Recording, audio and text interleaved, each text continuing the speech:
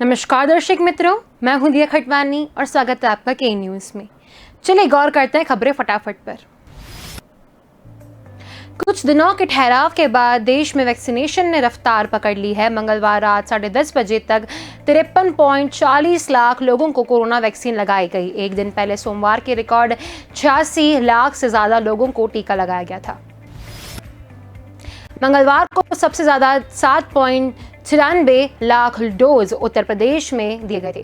हालांकि सबसे ज्यादा हैरान करने वाले आंकड़ा मध्य प्रदेश का है। मध्य प्रदेश में सोमवार को 16.95 लाख लोगों को टीका लगाने का रिकॉर्ड बनाया था। देश में अब तक 29 करोड़ लोगों को वैक्सीन लगाई जा चुकी है। मंगलवार शाम 7 बजे तक इसका आंकड़ा 29.40 करोड़ हो चुका है। इनमें करीब 24 करोड़ को पहला और 5.12 करोड़ को दोनों डोज दिए गए हैं।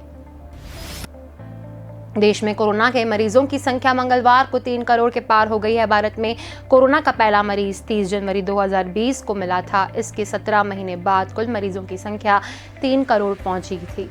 पहला 1 करोड़ केस तो सिर्फ 50 दिन में ही मिले थे। दूसरी लहर कमजोर पड़ने और वैक्सीनेशन का दायरा बढ़ने के कारण नए मामले फिर 50,000 के अंदर आ गए हैं। सोमवार को 42,683 लोगों को रिकॉर्ड पॉजिटिव आया था। इस दौरान 81,031 लोग ने कोरोना को मात दी और 1,167 लोगों को मात हो गई। भारत दुनिया में कोरोना से दूसरे सबसे ज्यादा प्रभावित देशों में से एक है। सबसे ज्यादा 3.44 करोड़ केस अमेरिका में आए हैं। हालांकि दोनों में अब सिर्फ 44 लाख केस का अंतर बाकी है। अमेरिका ने अपने यहाँ तेजी से वैक्सीनेशन कर संभावित तीसरी लहर को रोक रखा है। वैक्सीनेशन ड्राइव शुरू हुए 5 महीने होने के बावजूद भारत में अब तक सिर्फ 17.8% आबादी को कोरोना वैक्सीन का पहला डोज लग पाया है। 3.9% लोग को दूसरा डोज लगा गया है। देश में कोरोना के सबसे ज्यादा 59 लाख मामले महाराष्ट्र में मिले हैं। इसके बाद केरल, कर्नाटक में 28 लाख, तमिलनाडु में 24 लाख और आंध्र प्रदेश में 18 लाख केस सामने आए हैं। Chief defence of staff Bipin Rawat ने इशारों में पाकिस्तान को चेतावनी दी है। जनरल रावत ने बुधवार को कहा कि जम्मू कश्मीर में ड्रोन के जरिए आतंकियों को गोला बारूद पहुंचाया जा रहा है। यह सीज फायर और शांति प्रक्रिया के लिए शुभ संकेत नहीं है। रावत ने चेतावनी भरे लहजे में कहा कि यदि आतंकी शांति प्रक्रिया बाधित होती है तो हम यह नहीं कर सकते कि सीज फायर जारी है। सीज फायर का मतलब यह नहीं है कि आप सीमाओं पर संघर्ष विराम करें और देश के अंदर घुसपैठ जारी रखें। यह जान ले कि एक साथ दोनों चीजें नहीं हो सकती है। रावत ने कहा कि थिएटर कमांड की गठन प्रक्रिया सही रास्ते पर चल रही है। हम तीनों सेवाओं के अधिकांश मुद्दों को हल करने में सक्षम हो गए हैं। जल्द ही कुछ अच्छा परिणाम मिलने वाला है। थिएटर कमांड का सीधा अर्थ यह है कि एक इलाके में थल सेना, वायुसेना और नौसेना तीनों ही यूनिटों को एक थिएटर कमांड के अधीन लाया जाना।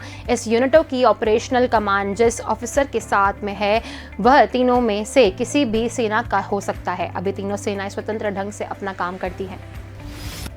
रावत ने आगे कहा कि जम्मू कश्मीर के लोग खुद शांति चाहते हैं, खासकर अनुच्छेद 370 के हटने के बाद। अगर ऐसा ही चलता रहा तो एक समय ऐसा भी आएगा जब लोग खुद हिंसा से दूर हो जाएंगे और घाटी में उग्रवाद नहीं होने देंगे। रावत ने बताया कि कुछ युवाओं को गुमराह किया गया है। मुझे लगता है कि हमें उनकी पहचान करने और यह देखने की जरूरत है कि हम उनके साथ कितना अच्छी तरह बातचीत कर सकते हैं। उन्हें समझा सकते हैं कि आतंकवाद आगे का रास्ता नहीं है, बल्कि शांति और सिर्फ शांति ही आगे का रास्ता है। कोरोना के कम होते मामलों के बीच विशेषज्ञों का मानना है कि डेल्टा प्लस वेरिएंट देश में कोरोना की तीसरी लहर का कारण बन सकता है। हेल्थ सेक्रेटरी राजेश भूषण ने बुधवार को कहा कि यह वेरिएंट दुनिया के 9 देशों में है। भारत में अब तक डेल्टा प्लस वेरिएंट के 22 मामले सामने आए हैं। इनमें सबसे ज्यादा 16 महाराष्ट्र के रत्नागिरी और जलगांव से हैं। बाकी के केस मध्य प्रदेश और केरल से हैं। हेल्थ मिनिस्ट्री के मुताबिक भारतीय SARS-CoV-2 जीनोमिक कंसोर्टिया के हालिया निर्देश के आधार पर महाराष्ट्र, केरल और मध्य प्रदेश को इस वेरिएंट से सतर्क रहने की सलाह दी गई है। हालांकि स्वास्थ्य मंत्रालय ने कहा कि इससे बहुत ज्यादा चिंतित होने की जरूरत नहीं है। नीति आयोग के सदस्य डॉक्टर VK पॉल ने बताया कि डेल्टा वेरिएंट दुनिया के 80 देशों में है। भारत में दूसरी लहर को बढ़ाने में इसी वेरिएंट को जिम्मेदार बताया जा रहा है। इसी वेरिएंट ऑफ कंसर्न की श्रेणी में रखा गया है। डेल्टा प्लस वेरिएंट अभी 9 देशों ब्रिटेन, अमेरिका, जापान, रूस, भारत, पुर्तगाल, स्विट्जरलैंड, नेपाल और चीन में है। अभी यह वेरिएंट ऑफ इंसिडेंट क्या श्रेणी में है। राज्यों को चिट्ठी लिखकर बताया गया है कि उन्हें कैसे डेल्टा प्लस वेरिएंट को डील करना है। तीसरी लहर आने के सवाल पर डॉक्टर पॉल ने कहा, ये कोई नहीं जानता कि वायरस कब अपना रूल बदल ले। ये पूर्वानुमान नहीं लगाया जा सकता, लेकिन दुनिया के कई ऐसे देश हैं जहां ना तो दूसरी लहर आई है और ना ही चौथी। पॉल ने अमेरिका कंपनी मॉडर्ना की कोरोना वैक्सीन की भारत में सप्लाई के सवाल पर कहा कि कंपनी की मांगों को लेकर अभी कोई ठोस निर्णय नहीं हुआ है। इस पर चर्चा जारी है। बता दें कि मॉडर्ना ने भारत में वैक्सीन सप्लाई को लेकर कुछ शर्तें लगाई है। विशेष राज्य का दर्जा खत्म होने के करीब 22 महीने बाद जम्मू कश्मीर की सियासत एक बार फिर से दिल्ली शिफ्ट होने वाली है। प्रधानमंत्री नरेंद्र मोदी 24 जून को दिल्ली में अपने आवास पर केंद्र शासित प्रदेश को 14 दलों के नेताओं के साथ मीटिंग करेंगे। बैठक में कांग्रेस के वरिष्ठ नेता और पूर्व मुख्यमंत्री गुलाम नबी आजाद, पीपल्स कॉन्फ्रेंस के प्रमुख सज्जाद लोन और पूर्व उप मुख्यमंत्री मुजफ्फर बैग को भी आमंत्रित किया गया है। पीपल्स अलायंस फॉर गुपकर डिलक्रेशन के बड़े नेताओं ने भी मंगलवार यानी 21 जून को बैठक कर इसमें शामिल होने की घोषणा की है।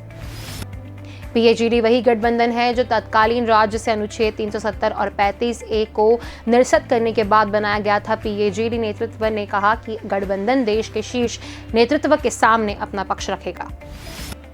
नेशनल कॉन्फ्रेंस के अध्यक्ष फारूक अब्दुल्ला ने कहा, हम प्रधानमंत्री और गृह मंत्री के सामने अपना पक्ष रखने के लिए बैठक में हिस्सा ले रहे हैं। जिन्हें निमंत्रण मिला है वे जाएंगे, कोई निश्चित एजेंडा नहीं है।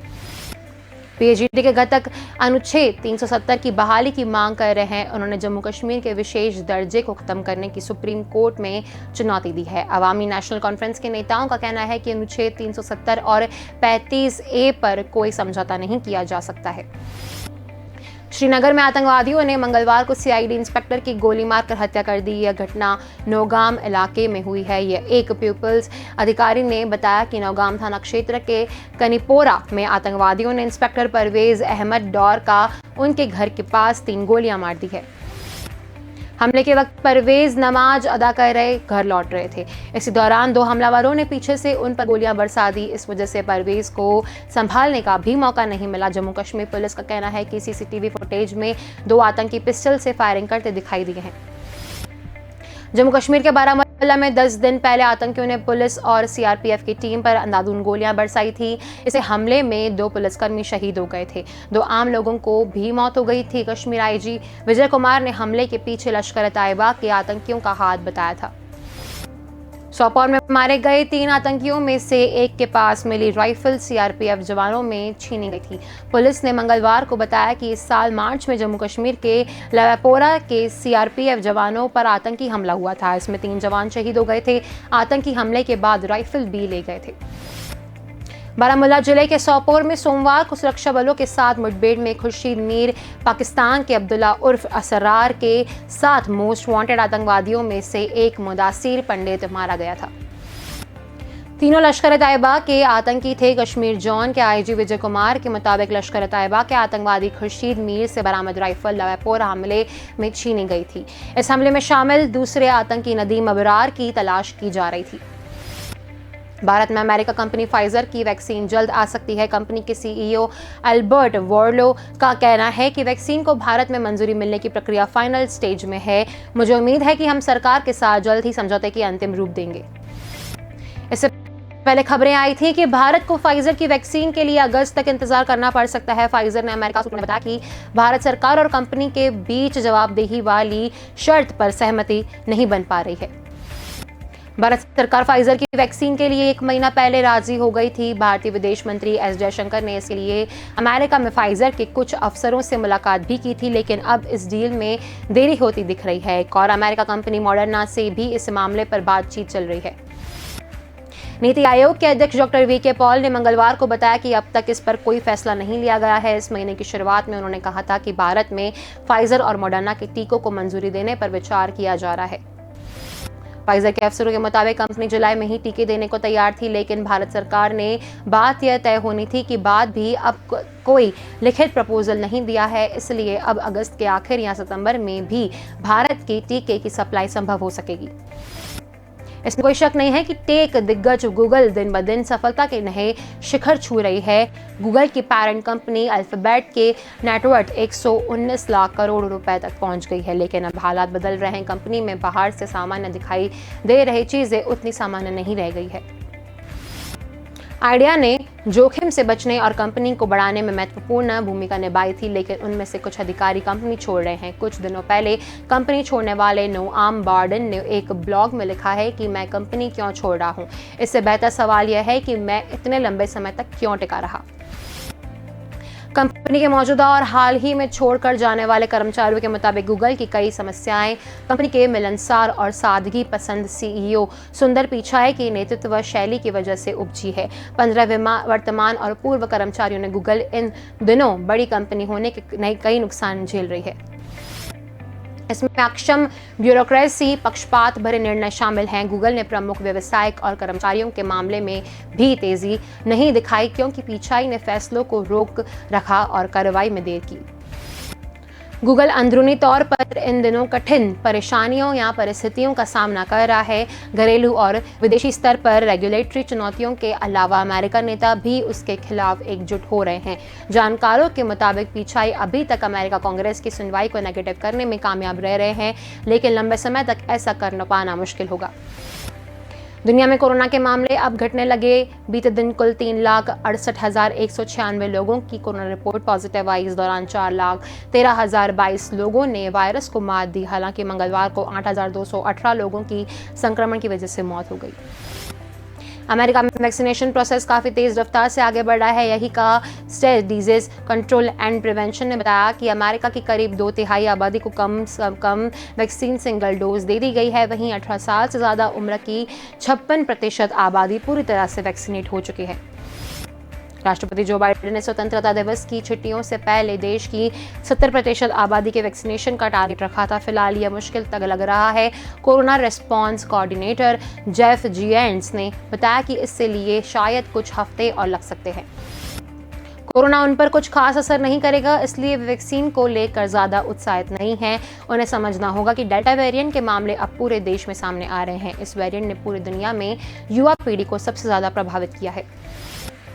सीडीसी ने शोध में पाया है कि 18 से 29 साल के युवा टीका लगवाने की दिलचस्पी नहीं ले रहे हैं। 19 अप्रैल से 22 तक 18 से 29 साल के लोगों का प्रतिशत हर हफ्ते 3.6% से घटकर 1.9% प्रति सप्ताह हो गया। वहीं 30 से 39 साल के लोगों में प्रत्येक सप्ताह डोज लेने का प्रतिशत 3.5% से घटकर 1.7% हो गया है। राजस्थान कांग्रेस में अब सीएम अशोक गहलोत और सचिन पायलट के खेमों की लड़ाई अब तल्ख होती जा रही है। गहलोत समर्थक निर्दलीय विधायक और पूर्व संसदीय राजीव रामकेश मीणा ने सचिन पायलट पर बड़ा हमला बोला है। रामकेश मीणा ने कहा कि सचिन पायलट राजस्थान में कोई जागीर नहीं छोड़कर गए हैं। सचिन पायलट बाहरी व्यक्ति हैं, वे यहाँ क्या मांगते हैं? पायलट सीएम बनना चाहते हैं तो यहाँ के लोग मर गए क्या? कांग्रेस हाईकमान अगर गुर्जर समाज के व्यक्ति को ही सीएम बनाना चाहते हैं तो गुर्जर समाज के कांग्रेस में राजस्थान से एक नेता है। रामकेश मीणा ने कहा कि सचिन पायलट कांग्रेस पायलट को भारी नुकसान पहुंचा रहा है। हाईकमान को विचार करना चाहिए कि आने वाले चुनाव में पायलट को आगे बढ़ाया तो भारी खामियाजा उठाना पड़ेगा। जितने दिन सचिन पायलट राजस्थान में रहेंगे उतना ही भारी नुकसान कांग्रेस को होने वाला है। नाबालिग से यौन उत्पीड़न मामले में आजीवन कारावास भोग रहे आशाराम 26 से 27 जून तक एम्स के रिसर्च में रख सकते हैं। यूरिन इन्फेक्शन के बाद उसका एम्स में इलाज चल रहा है। उसकी सेहत में सुधार है, लेकिन कैथेटर लगे होने के चलते अभी उसे कुछ दिन और एम्स आईसीयू में रखा जाएगा। आशाराम को भर्ती करने के बाद कई तरह की एंटीबायोटिक दवाएं दी गई, लेकिन दवाएं असर नहीं कर रही थी। इसके चलते विशेषज्ञ डॉक्टरों ने एंटीबायोटिक दवाएं बदलकर इलाज शुरू किया। आशाराम अभी स्वस्थ है। एहतियात के तौर पर उसे ऑब्जर्वेशन में रखा हुआ है। शनिवार को कैथेटर हटाकर रविवार तक आशाराम को छुट्टी दे दी जाएगी। गौरतलब है कि 16 जून को जेल में तबीयत खराब होने से चलते आशाराम को एम्स में भर्ती कराया गया था। ग्वालियर में डिप्रेशन में एक युवती ने एक अपार्टमेंट की 4थी मंजिल से छलांग लगा दी। वह कनपट्टी के बल सड़क पर गिरी और उसकी मौत हो गई। युवती दोस्त से मिलने के बाद कहकर घर से निकली थी। युवती ने जिस अपार्टमेंट से छलांग लगाई थी वह उसके घर के सीधा किलोमीटर दूर है। युवती की आत्महत्या की घटना सीसीटीवी फुटेज में कैद हो गई है। सीसीटीवी में दिख रहा है कि छलांग लगाते ही 3 सेकंड में उसकी मौत हो गई। घटना मंगलवार दोपहर गोला का मंदिर ओम साई अपार्टमेंट की है। सूचना मिलते ही युवती के परिजन स्पॉट पर पहुंचे। गोला का मंदिर स्थित ओम साई अपार्टमेंट के आसपास मंगलवार दोपहर सब कुछ सामान्य चल रहा था, तभी अचानक एक युवती अपार्टमेंट की 4थी मंजिल की छत की रेलिंग पर खड़ी दिखाई दी। लोगों ने उससे आवाज लगाई, लेकिन उससे पहले ही युवती ने छलांग लगा दी। नीचे सड़क पर वह कनपट्टी के बल पर गिरी और वहीं हिचकी लेने के साथ उसकी मौत हो गई। पुलिस ने शव को निगरानी में लेकर जांच शुरू कर दी है। युवती के पास एक पर्स पड़ा था। पुलिस ने छानबीन की तो मृतक युवती की पहचान शहर के वायुनगर निवासी 32 वर्षीय ज्योति चंदोलिया के रूप में हुई है। ज्योति के पिता ओम प्रकाश ने पुलिस को बताया कि ज्योति अविवाहित थी और मानसिक रूप से थोड़ी परेशान थी। उसका इलाज भी चल रहा था। कुछ दिन में से उसमें काफी सुधार भी था, लेकिन उसने आत्महत्या का कदम क्यों उठाया, इस बात का अभी तक पता नहीं चल पाया है। एमपी के स्टेट हाईवे को भी फास्टैग से जोड़ने के लिए प्रयास शुरू कर दिए गए हैं। इसी कड़ी में इंदौर उज्जैन 4 लेन पर 25 जून से पूरी तरह से फास्टैग शुरू किया जा रहा है। इसके लिए पूर्व में एक बार टेस्टिंग हो चुकी है और उसके बाद भी काफी फाइनल टेस्टिंग संभवतः बुधवार से शुरू हो सकती है। शुरुआत में दोनों तरफ की एक लेन को कैश के लिए रखा जाएगा। हालांकि इसके लिए अभी विचार चल रहा है। ऐसे में फास्टैग बनवाए जाने तक इस लेन से कैश वाले वाहन गुजर सकेंगे। इसके अलावा मंथली पास वाले वाहन चालक के कार्ड को फास्टैग में ही समाहित कर दिया जाएगा।